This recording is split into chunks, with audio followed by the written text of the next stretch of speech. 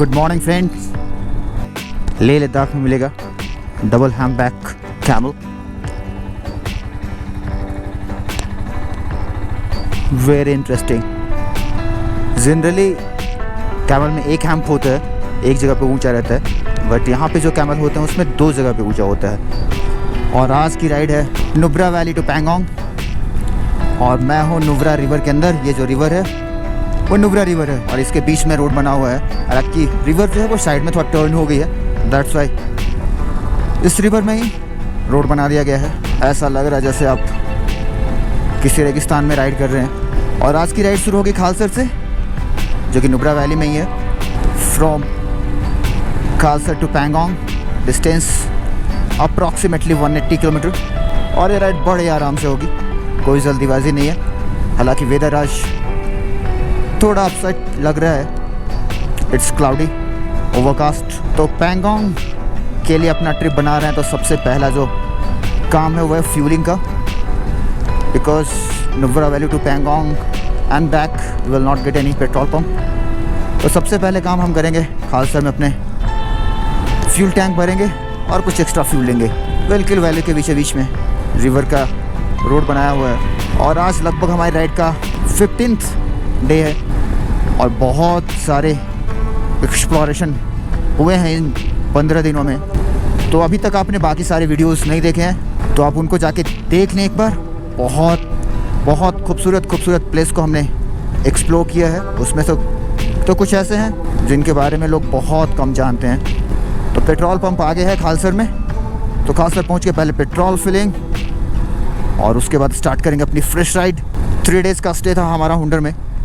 एक दिन टोटुक, दूसरे दिन Siachen base camp and third day we are starting for Pangong. और फ्यूलिंग कराने के बाद हम पैंगोंग वाले रास्ते पे मुड़ चुके हैं खालसर से टर्न होगा पैंगोंग के लिए।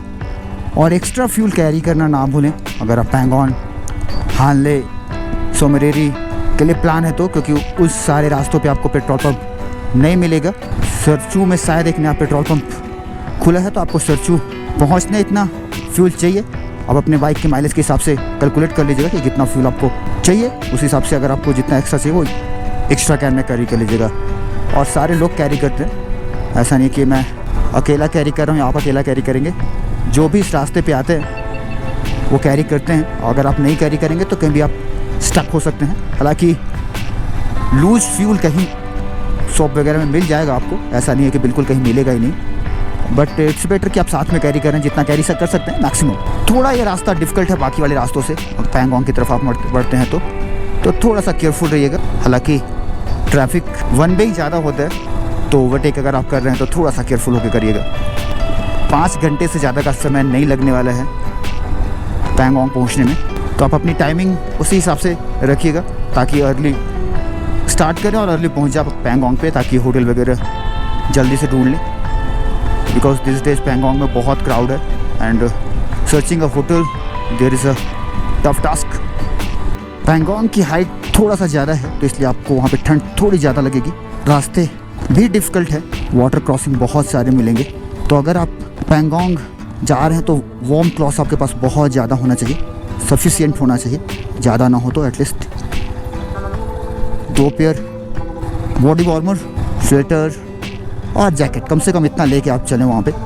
और अगर आप पैंगोंग, हानले, सोमरेरी ये सब जगहों को घूमना चाहते हैं तो उसके लिए एक इनर लाइन परमिट चाहिए होगा, वो आपको ऑनलाइन निकालना होगा। आज पहले ऐसा होता था कि आपको इनर लाइन परमिट ऑनलाइन निकालने के बाद भी आपको डीसी ऑफिस में जाकर उसकी स्टैंपिंग करानी होती थी, बट इस साल से ये रूल अमेंड हो गया है। आप जस्ट ऑनलाइन जनरेट करिए, फ़ी पे करके ऑनलाइन पेमेंट पे करना है और उसका PDF जनरेट कर लीजिए परमिट का। और जहाँ भी आपको दिखाना होता है वहाँ आप PDF दिखाइए और आपको उसको स्टैंपिंग कराने की ज़रूरत नहीं है। तो ये बहुत अच्छी बात है, वरना पहले DC ऑफिस में लाइन लगाना पड़ता था और एक दिन तो आपका उसमें बर्बाद ही हो जाता था इनर लाइन परमिट में। आप DC लद्दाख ले DC वेबसाइट सर्च करेंगे तो वहाँ पे आपको मिल जाएगा और वहाँ से जाके आप परमिट जनरेट कर लीजिए ऑनलाइन पेमेंट करके। आपकी डिटेल्स और सारी कुछ चीज़ें फिलअप करनी होगी। व्यूज़ बहुत बढ़िया है। अभी पहला जो गांव आने वाला है वो है अगम आफ्टर खालसर। रोड बहुत डिफ़िकल्ट है, हालांकि अगर आप टर्न होके आप चढ़ाई पे हाइट गेन कर रहे हैं तो ऐसे भी टर्निंग बहुत डिफ़िकल्ट हो जाती है। और यहाँ तो टू वे ट्रैफिक का भी डर रहता है, तो ऑलवेज टर्न पे आराम से टर्न करें। और आराम से टर्न करेंगे तो भी आप व्यू भी देख पाएंगे, नहीं तो आप अगर ज़्यादा स्पीड में है तो आपकी सारी कंसंट्रेशन जो होगी वो टर्निंग और राइडिंग में ही होगी, फिर आप व्यूज़ इंजॉय नहीं कर पाओगे। तो इट्स बेटर कि आप क्रूजिंग स्पीड पे चलें, जो आपका क्रूजिंग स्पीड है, ताकि आपको राइडिंग में भी दिक्कत नहीं होगी और व्यूज़ भी इंजॉय कर पाओगे। और ये राइड की स्टार्ट हुई थी भुज कच्छ गुजरात से। आज शायद हमारा 15th डे है इस राइड का। बहुत सारे जगहों को एक्सप्लोर किया है।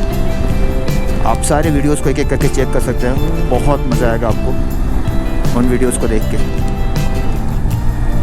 पैंगोंग लेक लाइमलाइट में तब आया जब 3 इडियट्स मूवी आई थी और उसका एक लास्ट का सीन वो पैंगोंग लेक में फिल्माया गया था, और तब से थोड़ा सा ज़्यादा हो गया पैंगोंग लेक का अट्रैक्शन। वरना पहले लोग लेह मनाली करते थे और पैंगोंग वगैरह तो बहुत कम लोग जाते थे, जो एक्सप्लोरर टाइप होते थे वो जाते थे। बट आफ्टर दैट मूवी जो भी लेह मनाली आ रहा है, लेह लद्दाख आ रहा है, वो तो पैंगोंग विज़िट करता ही करता है। और ये बहुत अच्छी बात है। पूरी वैली में रोड ना आपको ऐसे ही मिलने वाला है जैसा आज मिल रहा है।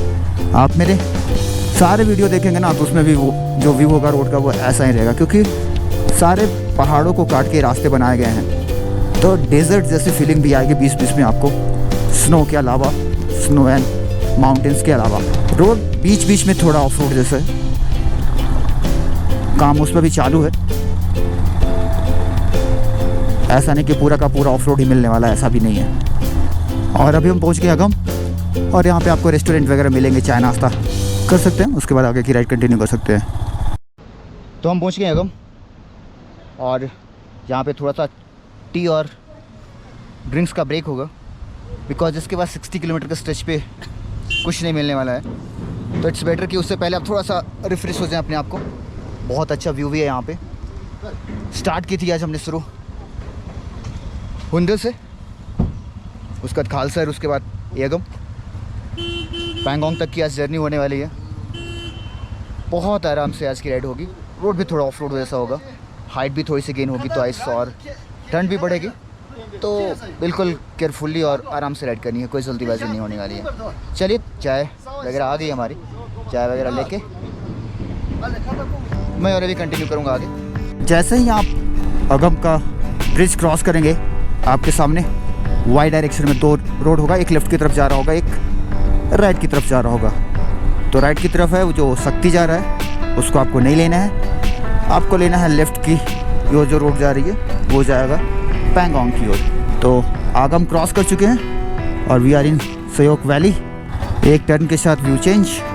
अभी जो नेक्स्ट विलेज या टाउन जो बोले वो आने वाला, वो डरबुक्का आने वाला है। अभी तक कुछ टेम्परेचर में ज़्यादा डिफरेंस नहीं आया है, क्योंकि ऑलमोस्ट सेम हाइट हम मेंटेन कर रहे हैं, तो ठंड अभी बढ़ी नहीं है। जब आपकी हाइट बढ़ेगी तभी ठंड बढ़ेगा। श्योक, जिसके नाम पे इस पूरे वैली का नाम है श्योक वैली, वो भी आएगा। 40 किलोमीटर डिस्टेंस है श्योक का। तो इस स्ट्रेच में आपको कुछ नहीं मिलने वाला है, तो बेटर है कि आप अगर चाय पानी नाश्ता कुछ करना चाहते हैं तो अगम में करके वहाँ से स्टार्ट करें, सो दैट कि आपको बीच में किसी चीज़ की रिक्वायरमेंट फील ना हो।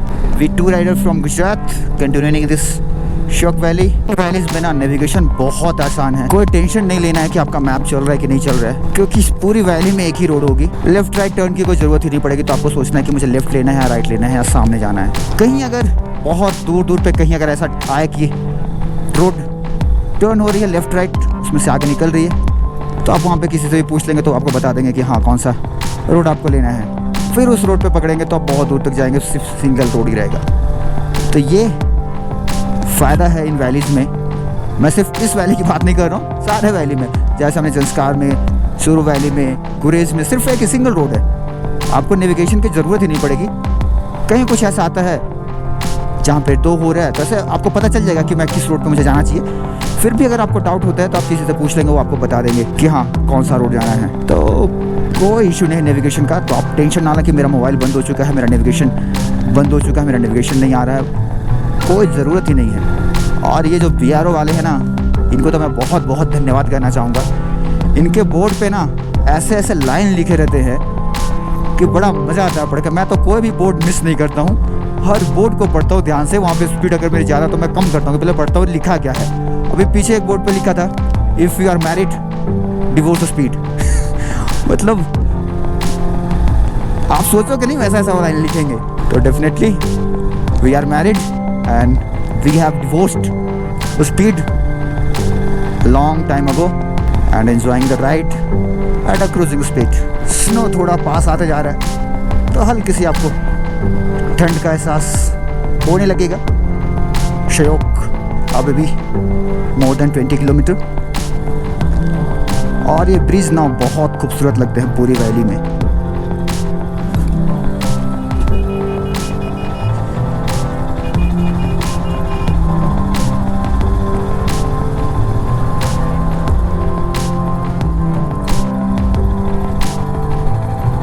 वाह खतरनाक वाला भाई कट है ये तो, बिल्कुल माउंटेन के बीच कट करके बनाया गया है इस रोड को।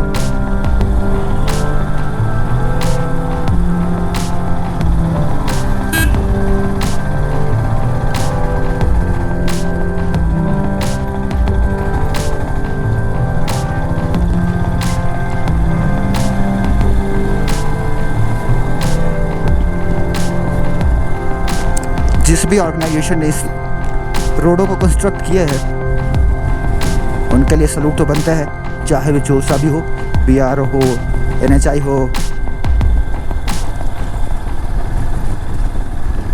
क्योंकि सिर्फ इसे बनाने के लिए पेशेंस और मेहनत नहीं चाहिए, दिमाग भी बहुत चाहिए। कहाँ आपको कट करना हो, माय गॉड।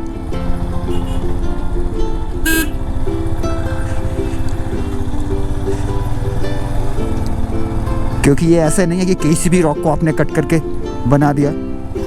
अगर आप रॉक कट कर रहे हैं तो आपको ये भी इंश्योर करना पड़ेगा कि ये रॉक कट करने के बाद ऊपर से फॉल नहीं होगा इस पे, वरना सिर्फ शूटिंग स्टोन ही आएंगे नीचे रोड पे तो फिर और भी डिफिकल्ट है वो।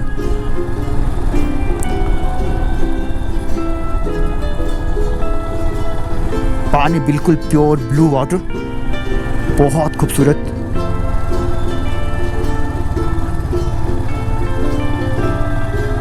पैंगोंग तक का सफ़र बहुत खूबसूरत होने वाला है। इन रोडों को देख के ऐसा लग रहा है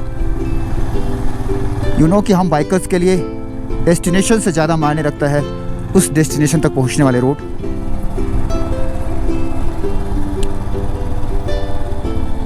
नॉर्मल ट्रैवलर के लिए तो डेस्टिनेशन मायने रखता कि चलो मैं कौन से डेस्टिनेशन पे जा रहा हूँ, बट हम जब बाइकर्स होते हैं तो उन्हें डेस्टिनेशन तो खूबसूरत उनके लिए होना ही चाहिए, और उनके लिए रोड भी बहुत मायने रखता है। अगर रोड खूबसूरत नहीं होंगे, ब्यूटीफुल नहीं होंगे, तो वो इतने लंबे देरी तक कंटिन्यूसली राइड नहीं कर पाएंगे। व्यू जो होते हैं वो उनको मोटिवेट करते रहता है कि चलो इससे अच्छा तो आगे आने वाला होगा, इससे और भी बेहतरीन व्यू आगे मिलेंगे, और वो इसी मोटिवेशन में अपनी राइड कंटिन्यू रखता है। और रियली इस रोड पे तो आप हमेशा मोटिवेटेड रहेंगे, क्योंकि एक से बढ़कर एक नज़ारे आपके सामने आते रहेंगे। पूरा का पूरा पीक एकदम स्नो से भरा हुआ है, माउंटेन का थोड़ा सा भी ब्लैक नज़र नहीं आ रहा, और उसके ऊपर है वाइट क्लाउड। रोड थोड़े खराब मिलेंगे इस रास्ते पे, बट व्यूज़ इस सारे डिफ़िकल्टीज़ को कम कर देगा। इतने अमेजिंग व्यू है।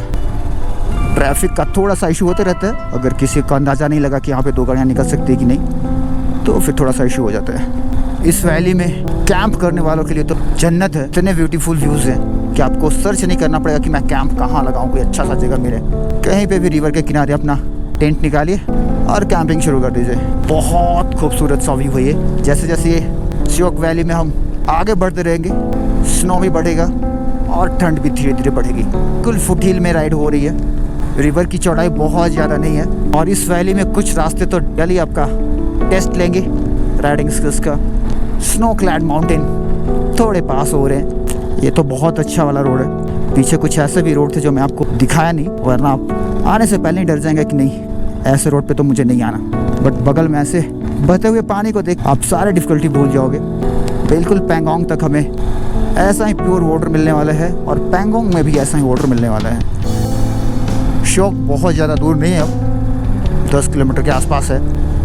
पीक्स पे स्नो क्लियरली दिख सकता है, आपको भी दिख रहा होगा मेरे ख्याल से, कैमरे में भी वो आ रहा होगा। जो मैं देखता हूँ उसका एटलीस्ट 70 to 80% कैमरे पे तो दिख ही जाता है। 100% तो नहीं बोल सकते हैं, बिकॉज आई का व्यू और कैमरे का व्यू सेम नहीं होता है। बट मैं कोशिश करता हूँ कि चीज़ों को बिल्कुल जितना हो सके रियलिटी में आपको दिखाऊं। अभी तक का खालसा से लेके शो तक में रास्ते बहुत बढ़िया थे, लेकिन जो ऑफ रोडिंग के पैचेस हैं, छोटे छोटे पैचेस हैं, 200 मीटर 400 मीटर, वो इतने खतरनाक हैं कि समझ लो सिर्फ स्टोन रखे हुए हैं, बस और कुछ भी नहीं है। और वो आपके स्टेबिलिटी और ड्राइविंग स्किल्स चेक करेगी।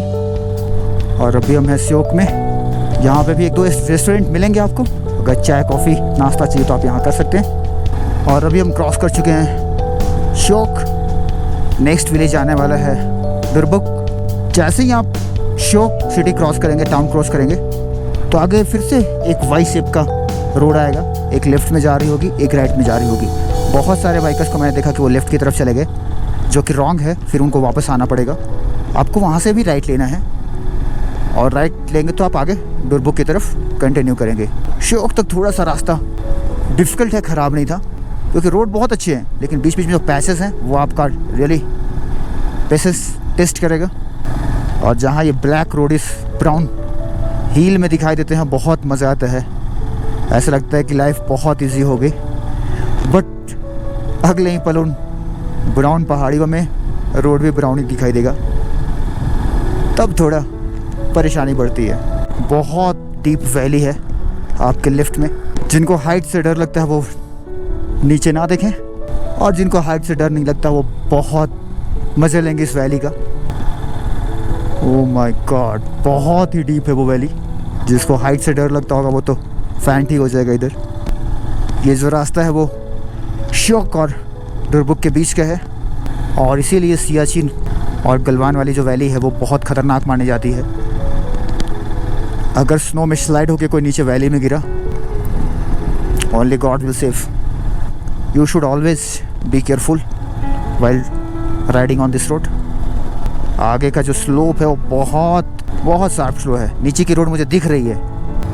इंजन ब्रेकिंग यूज़ करें, जो कि काफ़ी हेल्पफुल होगा यहाँ पे ब्रेकिंग में। इतने अच्छे रोड होने के बावजूद भी ये खतरनाक माना जाता है। ऐसा नहीं कि हाँ बिल्कुल ऑफ रोड पे आप जा रहे हैं इसलिए खतरनाक है। रोड बहुत अच्छे हैं, बट स्लोप और अपहिल और डाउनहिल इतना ज़्यादा है कि आपको बहुत केयरफुल रहना होगा। बिल्कुल आप फुट हिल्स में जा रहे हैं from the peak of the mountain. 2-3 minute पहले मैं पीक पे था, और अगले 2-3 मिनट में मैं बिल्कुल डीप वैली में होऊंगा। अभी तक जितनी वैली में राइड की है उनके रोड खतरनाक रहे हैं, बट यहाँ पे रोड तो अच्छा है, बट स्लोप इतना खतरनाक है। आपके अंदर डर तो थोड़ा तो आएगा ही, भले ही आप कितने प्रो राइडर हो, कितने एक्सपीरियंस राइडर हो। और डरना बहुत अच्छी बात है इन वैलीज़ में। अगर आप बिना डर के केयरलेसली राइड करेंगे तो किसी खतरे को अपनी तरफ इनवाइट कर रहे हैं आप। और इन रोड और इन वैलीज़ को देख के मैं तो ये सजेस्ट करूँगा कि अगर आप पैंगोंग के लिए निकल रहे हैं तो थोड़ा अर्ली स्टार्ट करें, ताकि आपके पास सफिशिएंट टाइम हो और आप हरी में राइड ना करेंगे। वरना अगर आप थोड़ा लेट स्टार्ट करेंगे तो फिर आपको लगेगा कि मुझे शाम होने से पहले पहुंचना है, और इन वैलीज़ में आप तेज़ से राइड करेंगे जो कि बिल्कुल खतरों से खाली नहीं है। और यहाँ पे विंड बहुत ज़्यादा है, इस डीप वैली में बहुत स्ट्रॉन्ग विंड लग रही है। हालांकि इतनी वैली में विंड स्ट्रॉन्ग नहीं होना चाहिए, बट बहुत स्ट्रॉन्ग विंड है। और व्यूज़ बहुत अमेजिंग है। रॉक कट तो आपको अमेज्ड कर देंगे, डरावने भी लगेंगे। इतनी डीप वैली में तो इस रास्ते के अलावा अभी तक हमने कहीं भी राइड नहीं की है। इतने बड़े माउंटेन कभी नहीं दिखाई देंगे आपके ऊपर। पैंगोंग लेक हमेशा पैंगोंग लेक हमेशा वर्चस्व की लड़ाई रही है इंडिया और चाइना के बीच में। अभी भी कुछ पार्ट चाइना ने शायद ऑक्युपाई करके रखा है, कुछ पार्ट इंडिया के पास है।